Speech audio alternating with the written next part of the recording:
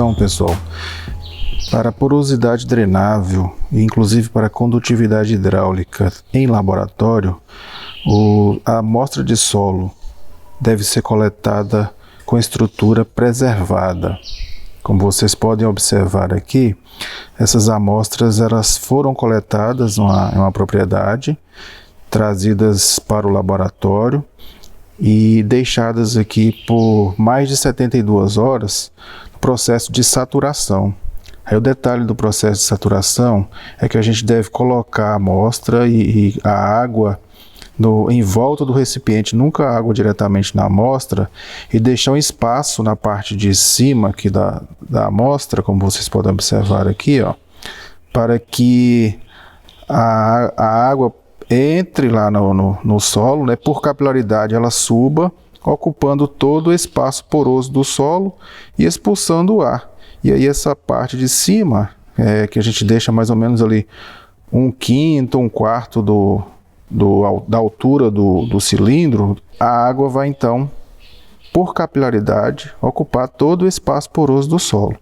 E isso é imprescindível para saber a porosidade total medida, a porosidade drenável posteriormente, e também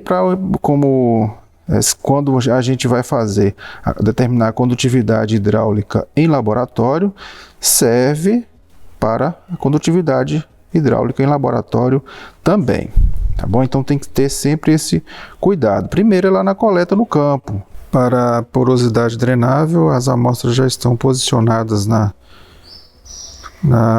placa porosa, na placa de cerâmica, né?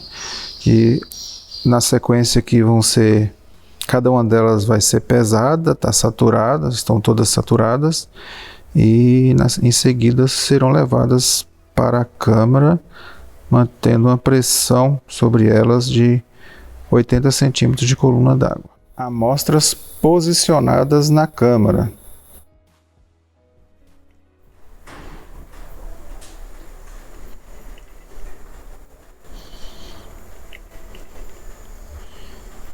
Momento de regular a pressão. Veja aqui no manômetro, tem duas escalas, uma em bar e a outra em PSI. Eu vou usar a escala em bar.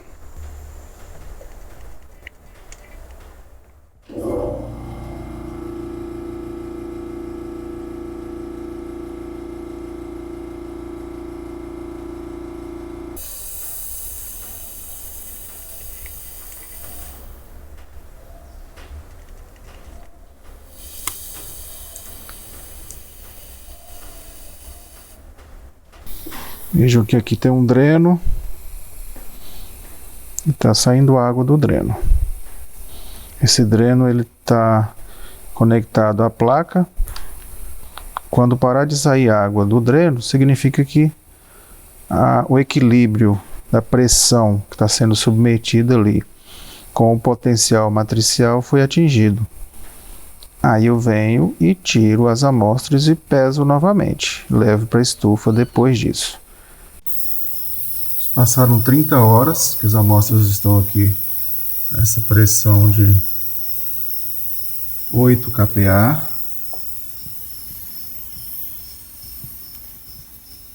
Já continua saindo água aqui do dreno. Então significa que tem que aguardar mais. Provavelmente vai mais uns 2 dias aqui. Tem mais de 50 horas que colocamos as amostras aqui na câmara. As amostras com estrutura preservada. Na pressão de 8 kPa. Não sai mais água no dreno. Significa que foi atingido o equilíbrio dessa pressão submetida sobre as amostras com o potencial matricial. Então aí nós podemos já retirar as amostras de solo daqui de dentro.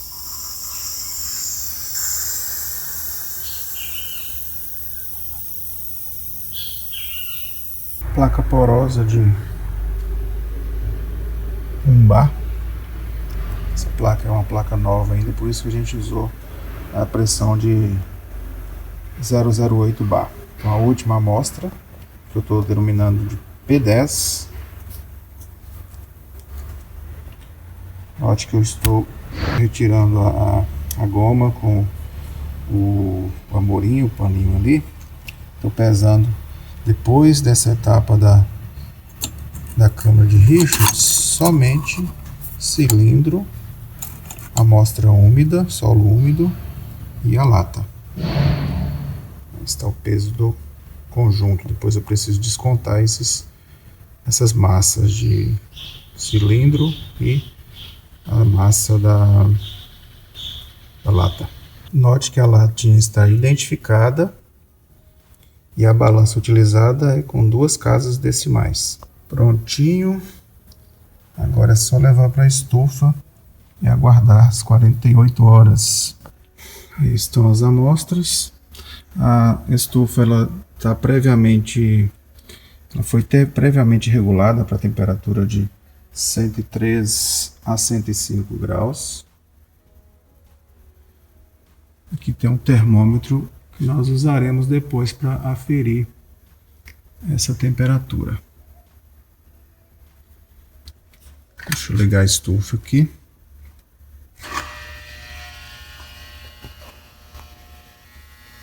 Beleza, agora é só aguardar.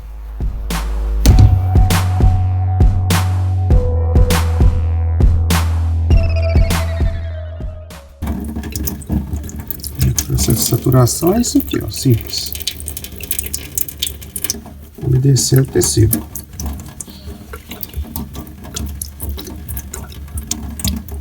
De forma similar ao que estava o tecido quando o solo estava saturado. Tecido saturado correspondente à amostra P1. Esse é o que estava na amostra P4. Tem bastante variação entre os pesos, né, por conta do tamanho do tecido. Pronto. Solo seco mais cilindro e lata. Notado ali. Só o cilindro agora.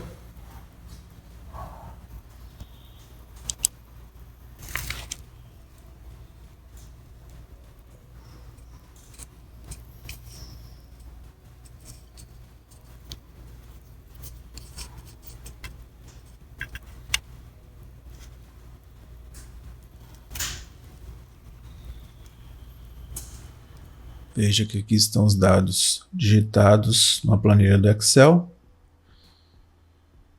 Tara da lata, tara do cilindro, tara do paninho com a goma, saturados, diâmetro interno, aferido lá com o paquímetro, altura, e aí o cálculo do volume aqui que eu já fiz. O volume, área da base vezes a altura, né? PD2 sobre 4 vezes a altura. Solo saturado, mais cilindro, mais goma e o paninho. Peso depois da câmara. Solo úmido, mais lata, mais cilindro.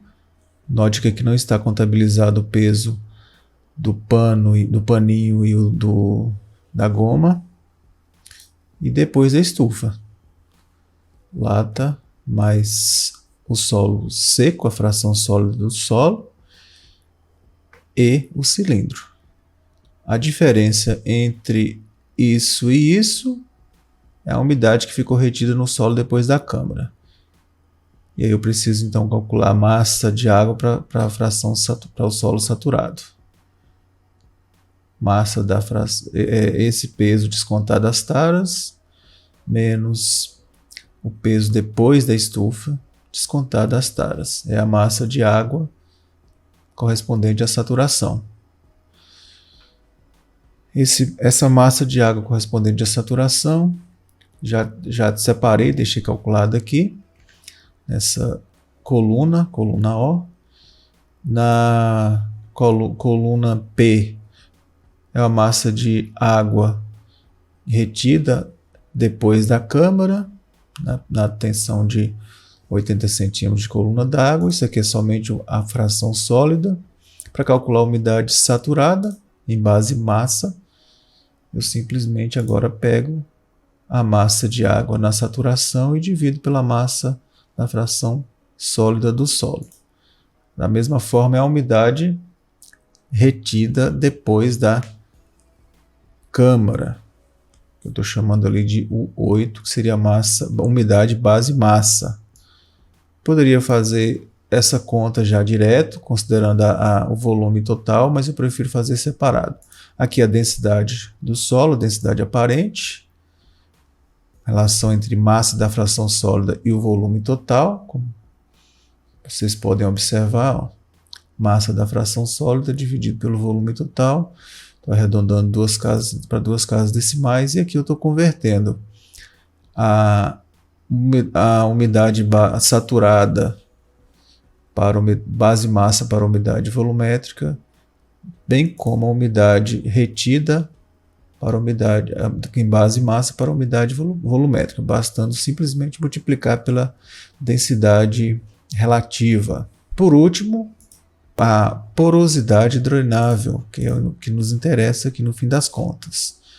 Diferença simplesmente entre a umidade saturada, que corresponde à porosidade total, todos os poros foram preenchidos por água, então essa umidade base volumétrica saturada corresponde à porosidade total. Então a diferença entre a porosidade total e aquela água que ficou retida à pressão de 80 centímetros de coluna d'água, porque eu estou partindo do princípio de que os drenos serão implantados a uma profundidade média de 1,60 m, por isso que eu estou pegando a metade, seria 80 centímetros de coluna d'água, corresponde aqui à porosidade drenável, simplesmente isso. E essa porosidade drenável, veja que ela tem de acordo, isso aqui representa uma área de 23 hectares, veja que há variabilidade na porosidade drenável desse solo. Então, chegando aqui a 14,6% e o mínimo de 3,39%. Aliás, 3,24%, ou 0,0324 centímetro cúbico de água por centímetro cúbico de solo. Ok? Muito obrigado.